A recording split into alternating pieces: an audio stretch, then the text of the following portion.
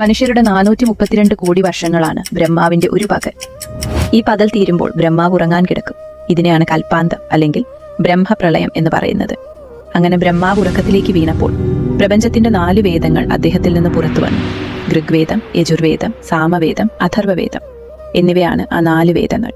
ഇത് കണ്ട ഹയഗ്രീവൻ എന്ന അസുരൻ ആ വേദങ്ങൾ വിഴുങ്ങി പാതാളക്കളവിന്റെ അഗാധമായ ഇരുട്ടിലൊളിച്ചു.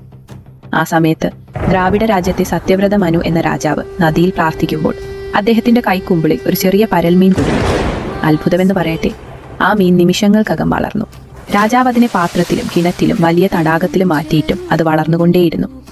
ഒടുവിൽ സമുദ്രത്തോളം വലുതായപ്പോഴാണ് അത് സാക്ഷാൽ വിഷ്ണു ഭഗവാന്റെ മത്സ്യാവതാരമാണെന്ന് രാജാവ് തിരിച്ചറിഞ്ഞത്.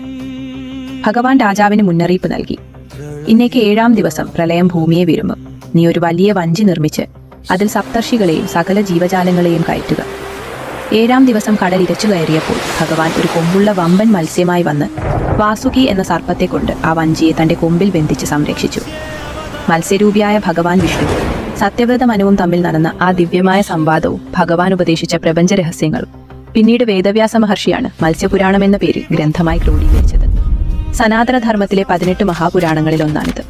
ഒടുവിൽ കടലിന്റെ ആഴങ്ങളിൽ വെച്ച് ഭഗവാൻ ഹയഗ്രീവനെ വധിച്ചു വേദങ്ങൾ തിരിച്ചുപിടിച്ച് ബ്രഹ്മാവിന് നൽകി. നമ്മുടെ സനാതനധർമ്മത്തിലെ സമയഗണന അനുസരിച്ച് പ്രളയത്തിന് മുൻപുണ്ടായിരുന്നത് ചക്ഷുഷമനുവിന്റെ കാലഘട്ടമായിരുന്നു. ആ പ്രളയത്തിൽ പഴയ ലോകം മുഴുവൻ നശിച്ചു. തുടർന്ന് മത്സ്യാവതാരത്തിലൂടെ രക്ഷപ്പെട്ട സത്യവ്രതൻ എന്ന രാജാവാണ് പുതിയ കാലഘട്ടത്തിലെ 1-ാമത്തെ മനുഷ്യനായി മാറിയത്.